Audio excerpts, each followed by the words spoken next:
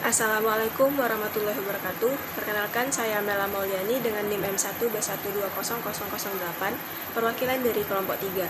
Saya akan mempresentasikan makalah hasil diskusi kami yang berjudul Islam dan Kesejahteraan Umat.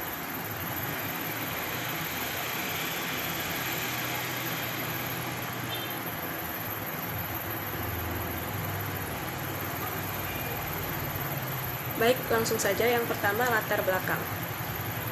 Konsep masyarakat madani adalah sebuah gagasan yang menggambarkan masyarakat beradab yang mengacu pada nilai-nilai kebajikan dengan mengembangkan dan menerapkan prinsip-prinsip interaksi sosial yang kondusif bagi penciptaan tatanan demokratis dalam kehidupan bermasyarakat dan bernegara.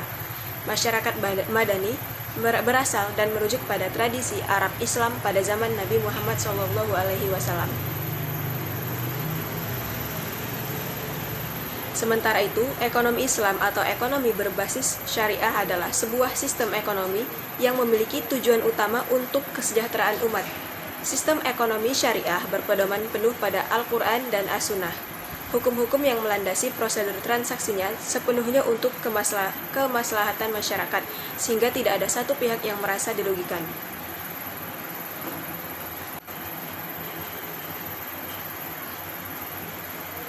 Selanjutnya, untuk rumusan masalahnya, yang pertama, apakah pengertian dari masyarakat madani? Apa peran umat Islam dalam mewujudkan masyarakat madani? Dan bagaimana sistem ekonomi Islam dan kesejahteraan umat? Adapun tujuan dari makalah yang kami buat yaitu, yang pertama, untuk mengetahui apa itu masyarakat madani, dan untuk mengetahui peran umat Islam dalam mewujudkan masyarakat madani, dan untuk mengetahui sistem ekonomi Islam dan kesejahteraan umat.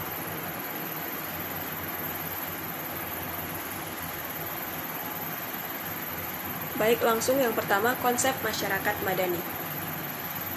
Masyarakat madani dapat dipahami sebagai sebuah tatanan masyarakat yang ideal, adil, makmur, dan berketuhanan.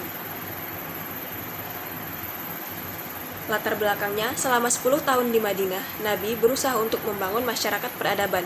Beliau membangun masyarakat yang adil, terbuka, dan demokratis dengan landasan takwa kepada Allah Subhanahu wa Ta'ala dan taat pada ajaran-ajarannya. Di mana takwa kepada Allah Subhanahu wa Ta'ala di sini berarti semangat robaniyah atau ribiyah dari umat yang bertakwa dan berketuhanan. Hal tersebutlah yang dikatakan sebagai hablum minallah, di mana tali hubungan dengan Allah Subhanahu wa Ta'ala sebagai dimensi vertikal hidup manusia, sebagai salah satu jaminan untuk manusia agar tidak jatuh, hina, dan nista.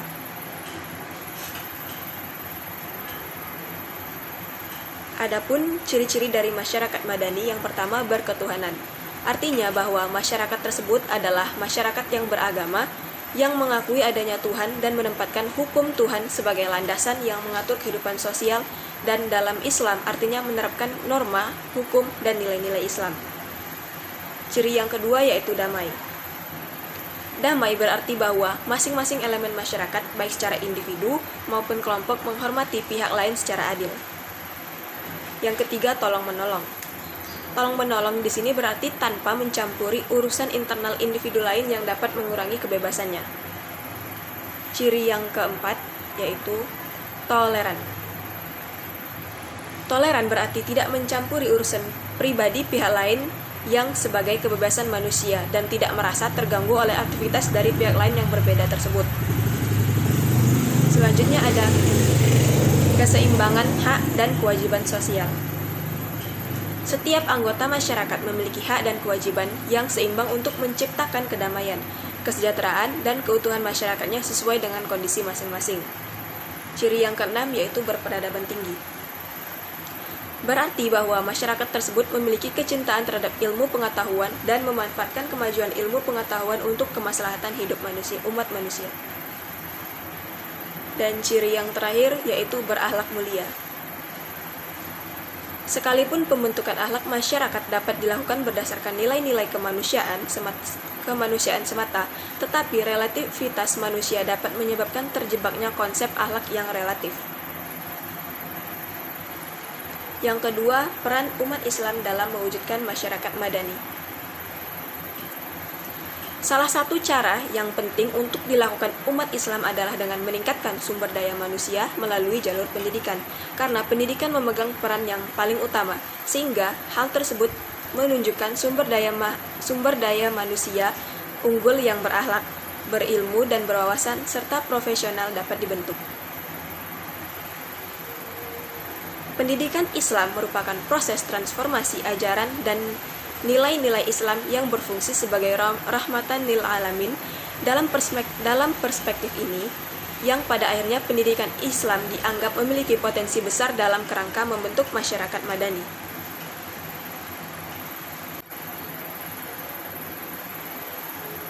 Pendidikan Islam dalam kapasitasnya sebagai bimbingan jasmani dan rohani merupakan cermin menuju masyarakat madani. Harus bernuansa free public sphere, demokratis, toleran, dan pluralisme.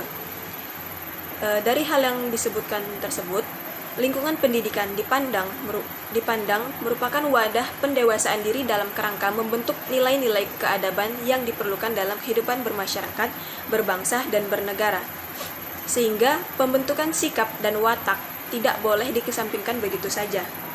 Karena bermula dari individu-individu yang tersadarkan itulah pada akhirnya akan terbangun suatu tatanan kehidupan masyarakat madani yang dicita-citakan. Yang ketiga ada sistem ekonomi Islam dan kesejahteraan umat.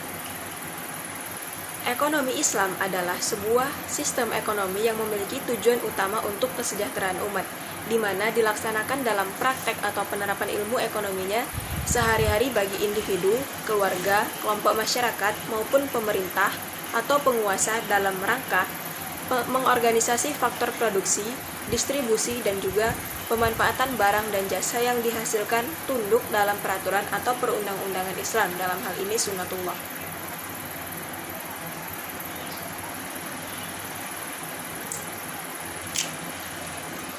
Ekonomi Islam memiliki prinsip yang bersumber dari Al-Quran dan juga Al-Hadis.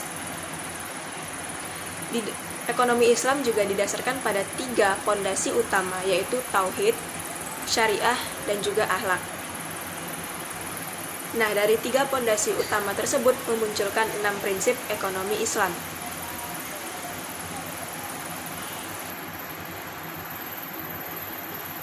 Enam prinsip tersebut, yang pertama adalah Tauhid. Tauhid merupakan fondasi utama seluruh ajaran Islam. Dengan demikian, Tauhid menjadi dasar seluruh konsep dan aktivitas umat Islam, baik di bidang ekonomi, politik, sosial, maupun budaya, di mana Tauhid menekankan bahwa harta benda yang kita miliki adalah sebagai amanah dari Allah Subhanahu wa Ta'ala sebagai pemilik hakiki. Kita harus memperoleh dan mengelolanya dengan baik dan mencari karunia Allah. Selanjutnya, manusia dapat berhubungan langsung dengan Allah. Ekonomi Islam adalah ekonomi yang berdasarkan ketuhanan. Sistem ini bertitik tolak dari Allah, bertujuan akhir kepada Allah, dan menggunakan sarana yang tidak lepas dari syariah Allah Subhanahu wa Ta'ala. Prinsip yang kedua yaitu keadilan. Prinsip keadilan merupakan pilar penting dalam ekonomi Islam. Penegakan keadilan telah ditekankan oleh Al-Quran sebagai misi utama para nabi yang diutus oleh Allah. Tujuan keadilan sosial ekonomi dan pemerataan pendapatan atau kesejahteraan dianggap sebagai bagian tak terpisahkan dari moral Islam. Prinsip yang ketiga yaitu kebebasan dan tanggung jawab. Islam menjunjung tinggi hak-hak individu, namun tidak dalam pengertian yang sebebas-bebasnya. Kebebasan individu diatur oleh syariat Islam, di mana ia memiliki batasan-batasan yang harus ditaati. Kebebasan individu akan ditempatkan dalam kerangka harmonis sosial, dan inilah salah satu dari pengertian keadilan. Kebebasan yang diberikan Allah kepada manusia akan dimintai pertanggungjawabannya di akhirat kelak. Jadi, kebebasan membawa implikasi kepada pertanggungjawaban. Karena pertanggungjawaban meliputi beragam aspek, yakni pertanggungjawaban antara individu dengan individu atau mas'uliyah al-afrad, pertanggungjawaban dengan masyarakat atau mas'uliyah al-mujtama. Prinsip yang keempat adalah maslahah. Maslahah adalah tujuan syariah Islam dan menjadi inti utama syariah Islam itu sendiri. Secara umum, maslahah diartikan sebagai kebaikan dunia dan akhirat. Prinsip yang kelima yaitu keseimbangan. Syariah Islam mengakui hak pribadi dengan batas-batas tertentu. Syariah menentukan keseimbangan kepentingan individu dan kepentingan masyarakat. Dan prinsip yang terakhir yaitu kejujuran dan kebenaran. Prinsip kejujuran dan kebenaran terdiri dari beberapa prinsip yang lain. Yang pertama, prinsip transaksi yang meragukan dilarang. Akad transaksi harus tegas, jelas, dan juga pasti, baik benda yang menjadi objek akad maupun harga barang yang diakadkan. Yang kedua, prinsip transaksi yang merugikan juga dilarang. Setiap transaksi yang merugikan diri sendiri maupun pihak kedua dan ketiga itu dilarang. Selanjutnya, prinsip mengutamakan kepentingan sosial. Prinsip ini menekankan bahwa pentingnya kepentingan bersama yang harus didahulukan tanpa menyebabkan kerugian individu. Selanjutnya ada prinsip manfaat. Objek transaksi harus memiliki manfaat. Transaksi terhadap objek yang tidak bermanfaat menurut syariah juga dilarang. Selanjutnya ada prinsip transaksi yang riba dilarang. Dan prinsip suka sama suka atau saling rela. Prinsip kepemilikan yang jelas atau milkiyah. Prinsip kebebasan atau tiada paksaan. Setiap orang memiliki kehendak yang bebas dalam menetapkan akad tanpa tunduk kepada paksaan transaksi tertentu. Transaksi apapun, kecuali hal yang diharuskan oleh norma keadilan dan kemaslahatan masyarakat.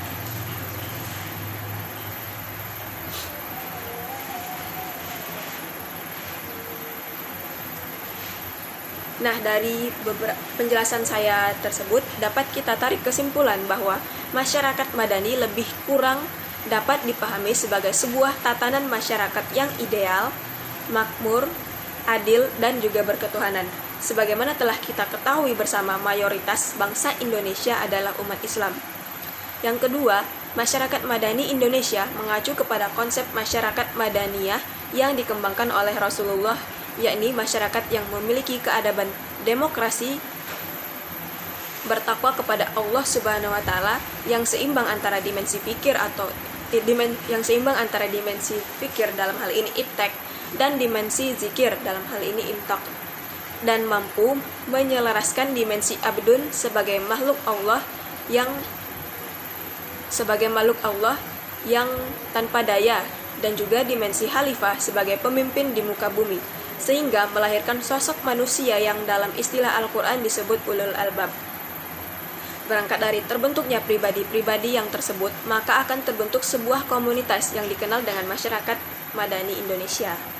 Yang ketiga, sistem ekonomi Islam adalah suatu kesatuan yang dijadikan landasan untuk melakukan sesuatu dalam praktek penerapan ilmu ekonomi sehari-harinya bagi individu, keluarga, kelompok masyarakat maupun pemerintah atau penguasa dalam rangka mengorganisasi faktor produksi, konsumsi, distribusi, dan pemanfaatan barang dan jasa yang dihasilkan tunduk dalam peraturan atau perundang-undangan Islam, dalam hal ini sunnatullah. Sistem ekonomi Islam memilih jalan keadilan dalam mencapai kesejahteraan sosial, bahwa kesejahteraan sosial yang tercapai haruslah dibangun di atas dilandaskan dengan keadilan. Sekian presentasi dari saya. Untuk lebih dan kurangnya saya mohon maaf. Wassalamualaikum warahmatullahi wabarakatuh.